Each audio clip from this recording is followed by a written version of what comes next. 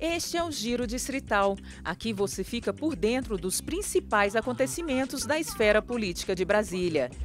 Nesta edição, CPI dos atos antidemocráticos. Mauro Cid, ex-ajudante de ordens de Jair Bolsonaro, se cala em depoimento aos distritais. Conselhos tutelares. As medidas em debate na Câmara Legislativa para fortalecer o trabalho de quem defende crianças e adolescentes na capital. Brasília, polo de moda. Câmara Legislativa é palco de desfile que comprova o potencial da indústria de vestuários da cidade.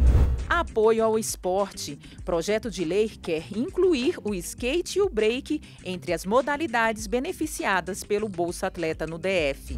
E o Distrito Federal como potência agrícola. Deputados distritais defendem a criação de uma comissão permanente para debater demandas do setor. E, claro, também vamos destacar o que foi notícia na Câmara Legislativa na quarta semana de agosto. A última semana contou com votações importantes no plenário da Câmara Legislativa. No dia 22, os deputados distritais aprovaram de forma unânime o projeto de lei do GDF que cria o programa Acolher Eles e Elas.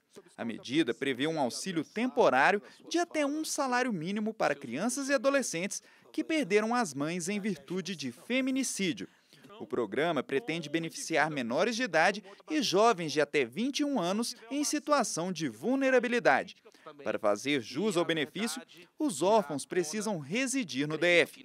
O combate à violência contra a mulher tem sido a principal bandeira da Câmara Legislativa ao longo deste ano. Uma tentativa de responder à epidemia de feminicídios enfrentada pela capital federal, com 24 ocorrências só em 2023. Também no dia 22, os deputados aprovaram mudanças nas diretrizes orçamentárias deste ano. O objetivo foi adequar a LDO à queda de receita decorrente das desonerações dos combustíveis e tarifas de energia elétrica aplicadas em 2022, que resultaram em uma perda de aproximadamente 2 bilhões de reais em arrecadação. O déficit habitacional de Brasília também foi debatido na sessão do dia 22.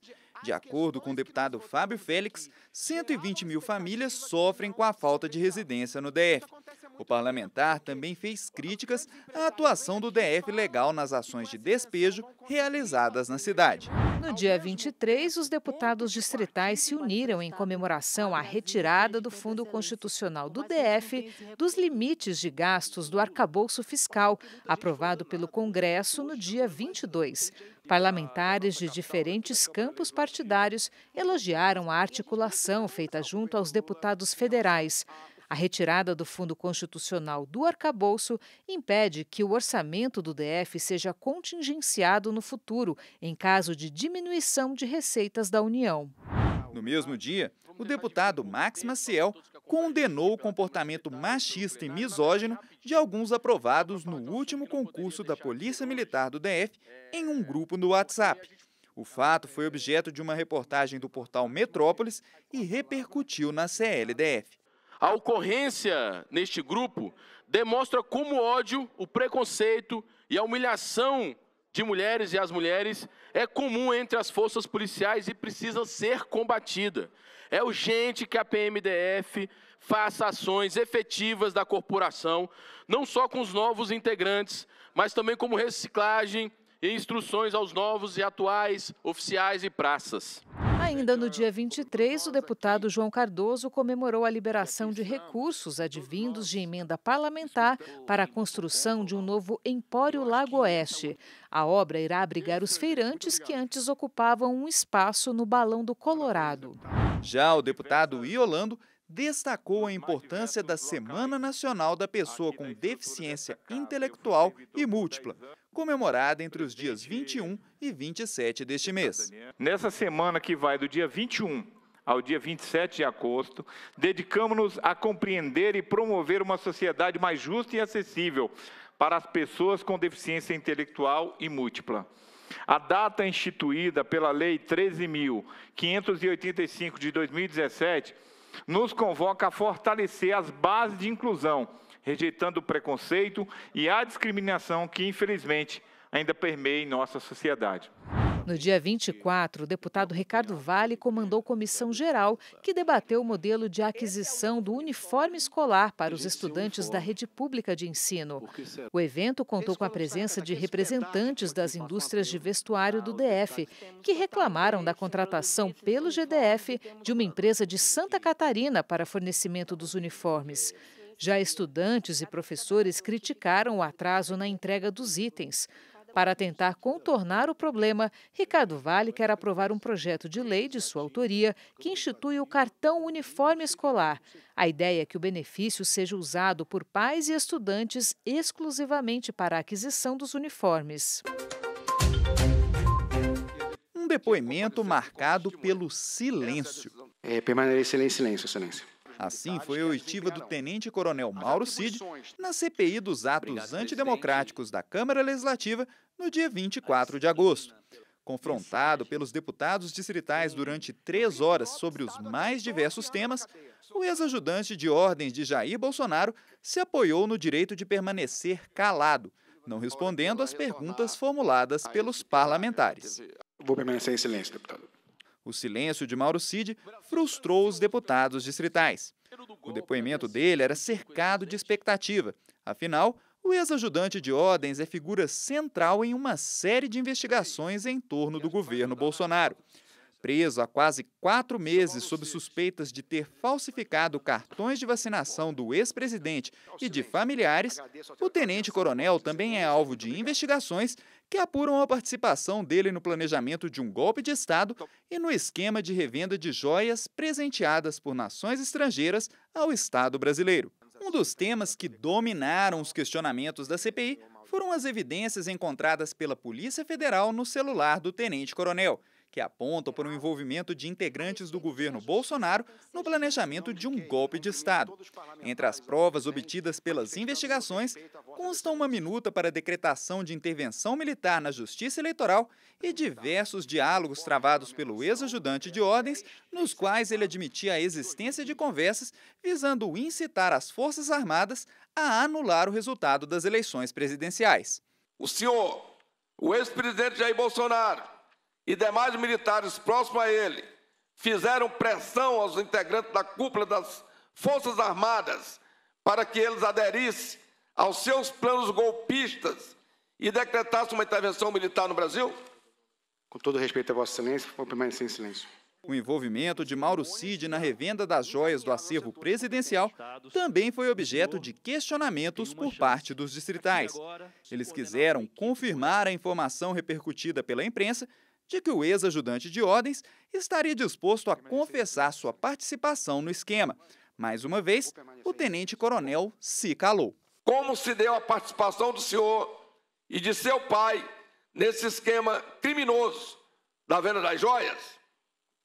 Permanecer em silêncio, deputado. Ao final da oitiva, a avaliação dos parlamentares foi de que o silêncio de Mauro Cid fez com que as investigações da comissão não avançassem nessa semana.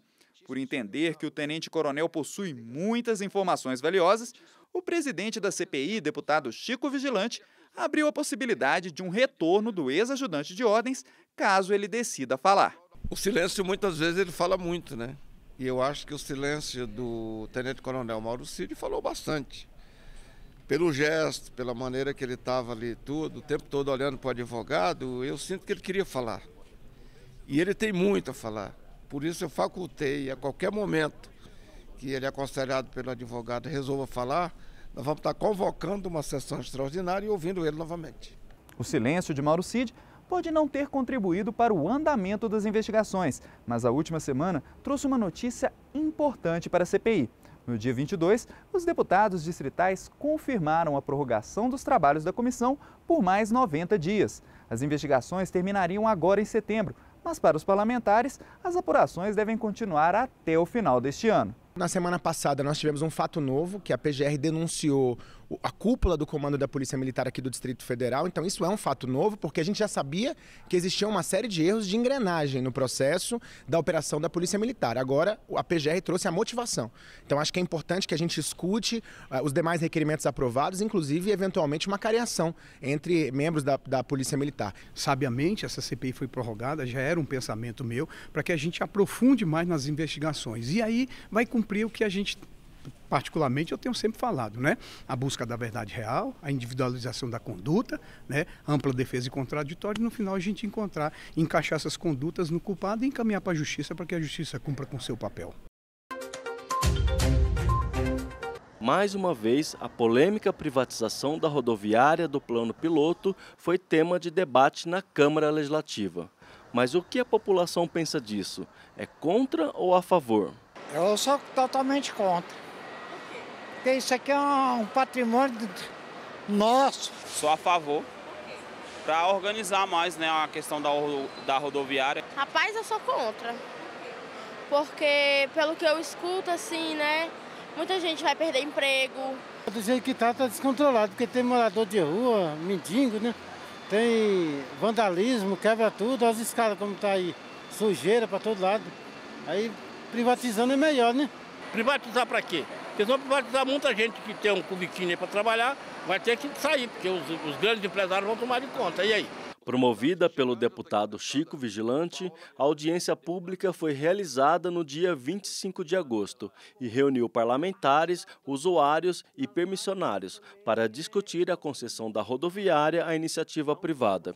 A discussão levantou dúvidas sobre a manutenção do valor das passagens e o futuro dos comerciantes, que poderão pagar mais para permanecer no local. E também não adianta dizer que vai estar no edital a garantia da continuidade se não estipular o preço.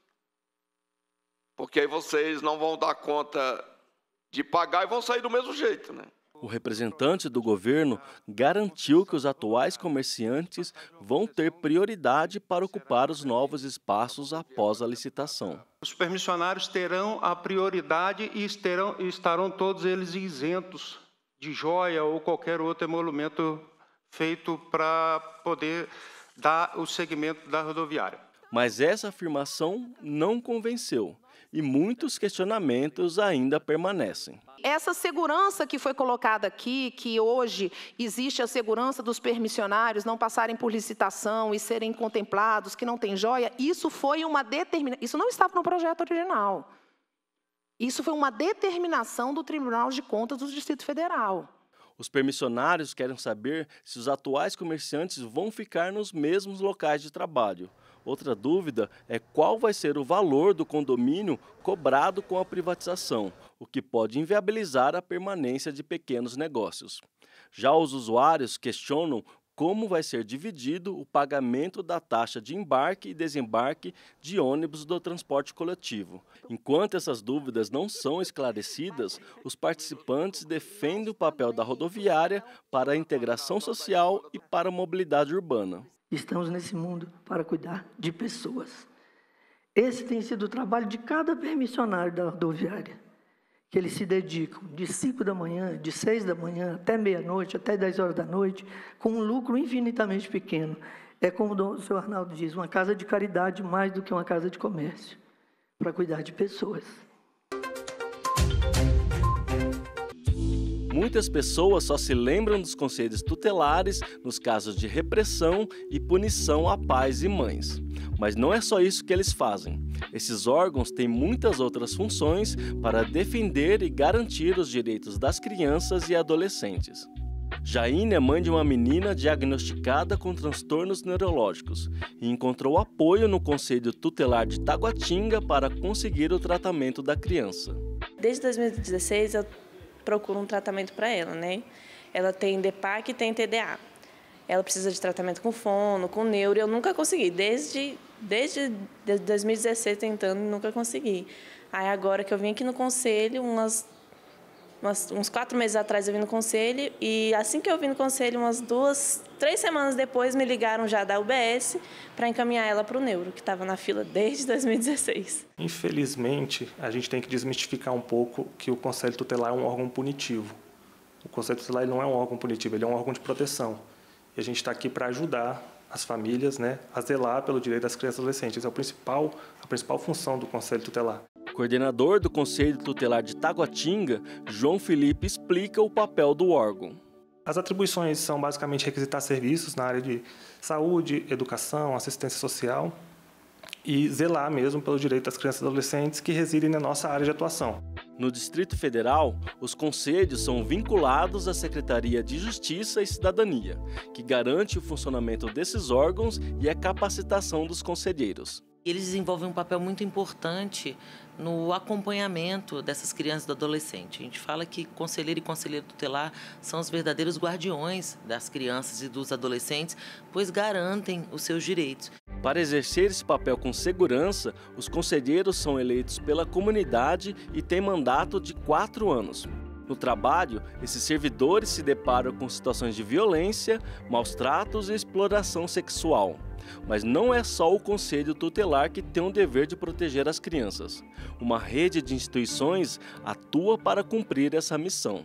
Aqui no Distrito Federal, a gente consegue acompanhar que o maior índice, o número de violação de direitos que a gente encontra hoje são os maus tratos, abandonos e, infelizmente, a questão da violência sexual.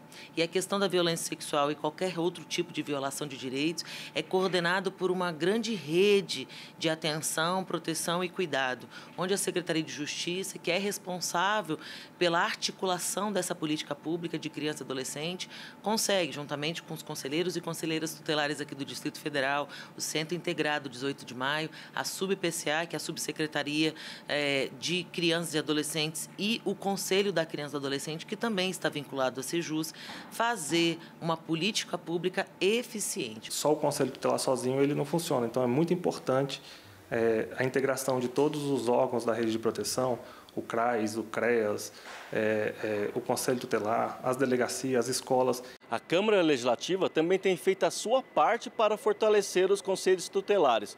Uma das medidas foi o lançamento da Frente Parlamentar em defesa dessas entidades. A proposta é do deputado Tiago Manzoni. A missão nobre do Conselho Tutelar é preservar as nossas crianças e os nossos adolescentes.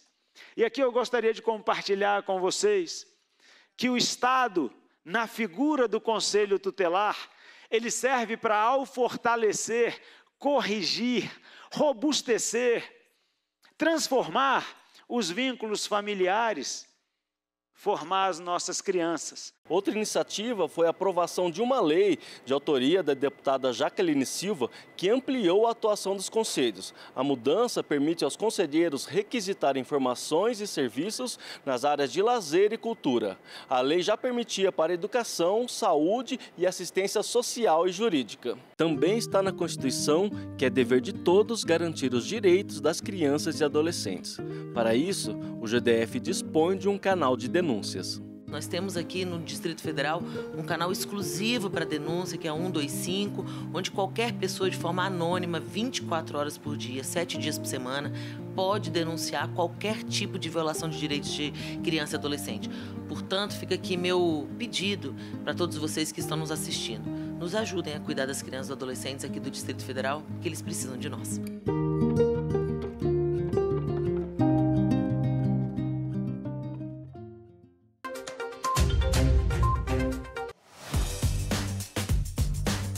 A Câmara Legislativa do Distrito Federal recebeu um colorido especial na semana em que se comemora o Dia Internacional da Moda, 21 de agosto.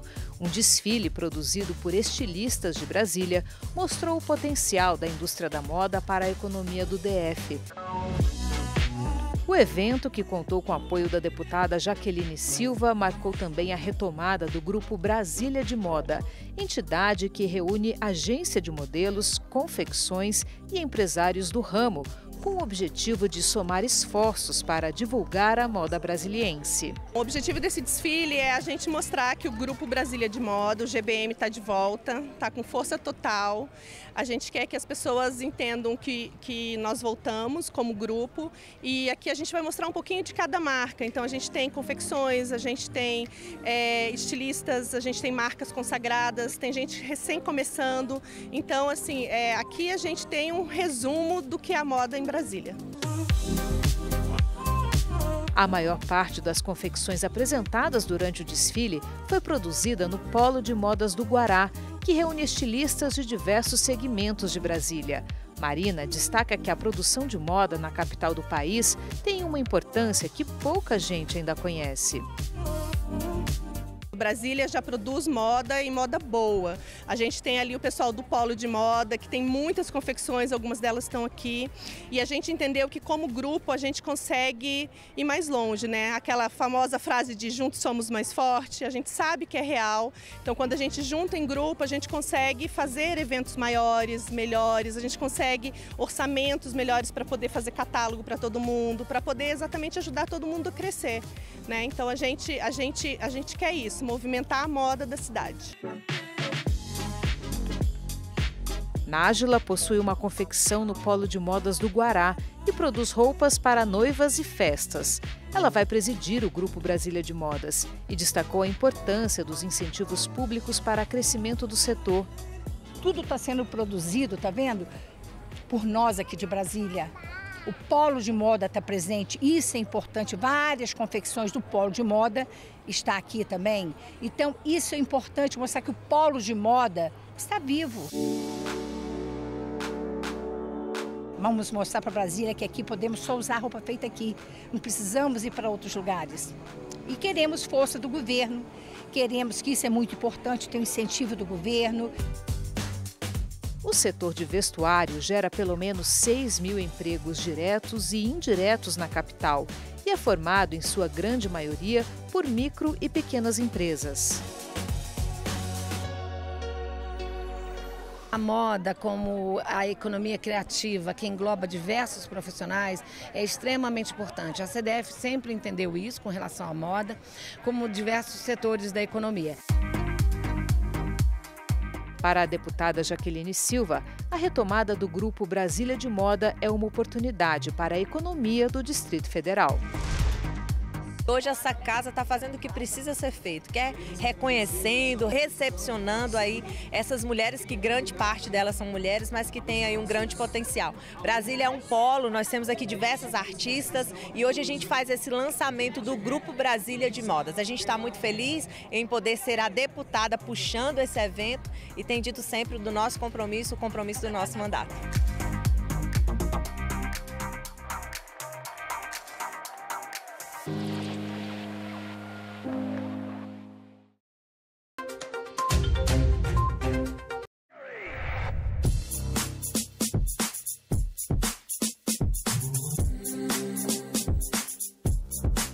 Sou Fabiana Balduina, mais conhecida como Fabi Girl.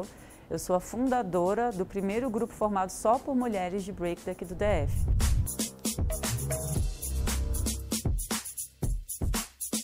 Fabi, Foguete, Impacto e Nick mostram que a idade não é barreira na hora de realizar movimentos complexos da mistura híbrida de dança e esporte. Nick já se destaca com apenas 8 anos. Nick, por que você gosta de praticar o breaking? Porque ele é muito legal. O hip hop que é muito legal e a dança. Fabi está no breaking há 23 anos e explica que o DF é um celeiro de talentos. Brasília sempre foi um grande celeiro da dança breaking no Brasil, né?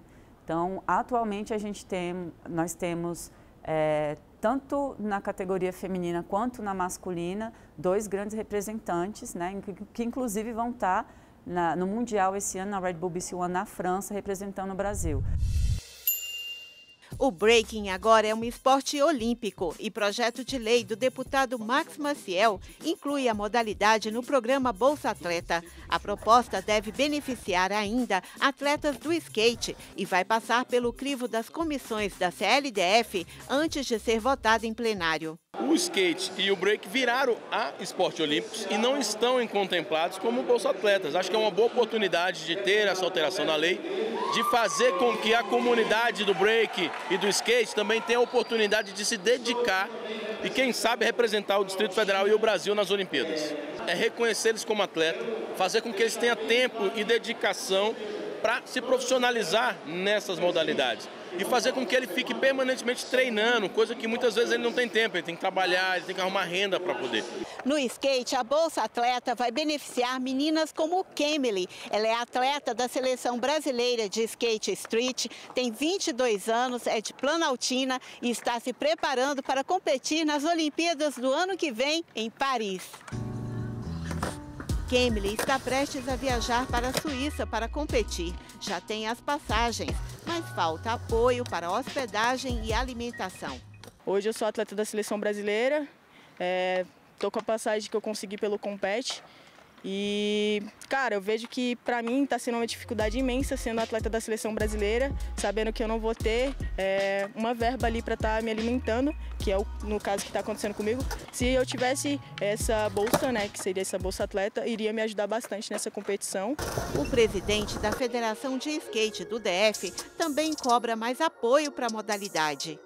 Isso é muito importante porque ajuda o atleta a se dedicar mais ao skate e não ter que trabalhar para pagar suas contas, suas despesas de viagem. Se o atleta tem uma bolsa atleta, um patrocínio, ele fica só por conta de treinar. Isso aí é ótimo para o atleta e para o skate nacional. Pietro está há 6 meses viajando o Brasil para conhecer pistas de skate. Veio do Rio Grande do Norte para treinar nessa pista inaugurada agora no Cruzeiro. Ele explica os custos do esporte. Isso é um shape, é uma madeira. A madeira é em torno de uma semana dura, entende? E um tênis que é R$500 mais ou menos, ele dura em torno de 4 a 5 dias. É a realidade de quem anda todo dia, de quem usa bastante o tênis. É uma lixa, então a lixa destrói o tênis. Então só nesses investimentos já dá para fazer uma conta por cima, que se tu for fazer dentro de um mês aí já dá mais de 3 ou 4 mil reais. E se a gente for entrar para ir para um campeonato hoje, no mínimo tu tem que ir uma semana antes para treinar na pista, né? Para ficar treinando e evoluindo na pista, para chegar no dia do campeonato tu tá apto a participar do campeonato.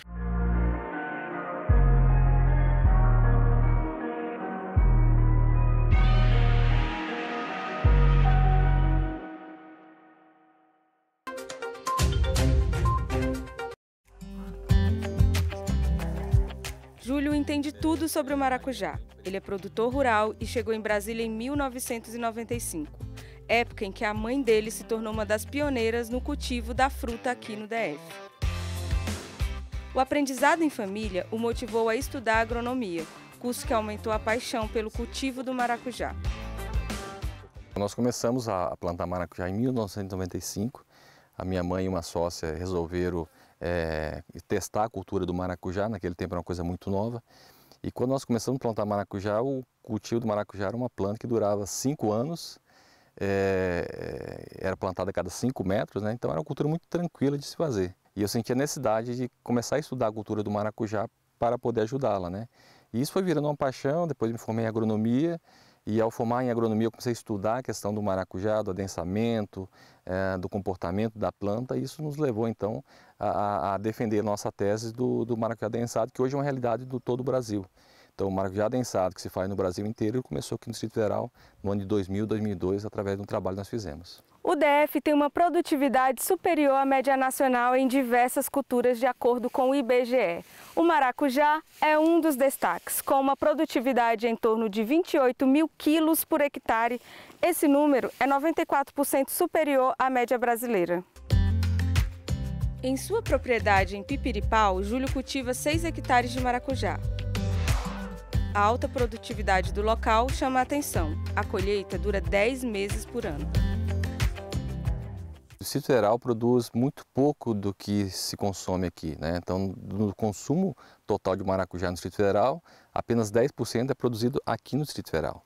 Mesmo assim, boa parte do que nós produzimos vai para outros estados. Então, no caso nosso aqui, na nossa produção, ele vai todo para o Goiás e para Minas Gerais, na sua grande maioria.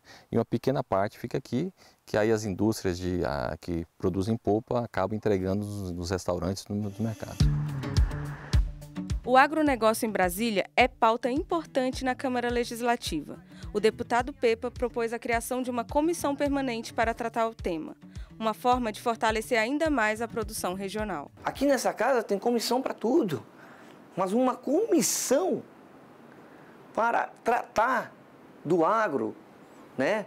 Tratar da questão do campo, da situação do campo, não tinha. Tinha a questão fundiária, onde tem lá uma ponta que discute essa questão fundiária rural, mas isso só não basta. Nós precisamos tratar de todos os assuntos e se refere, né, ao campo. Essa comissão ela vai tratar com refinamento os assuntos do campo. A ideia de criar uma comissão permanente é bem vista pelos representantes do setor agropecuário. Segundo o presidente da Federação de Agricultura e Pecuária do DF, a medida pode ajudar os produtores. Nós temos uma agricultura pujante e que serve de vitrine tecnológica para o resto do país. E essa iniciativa vem nos nossos anseios, né, de ter aqui permanentemente uma discussão que possa fazer o destrave desses gargalos para aumentar a nossa produção.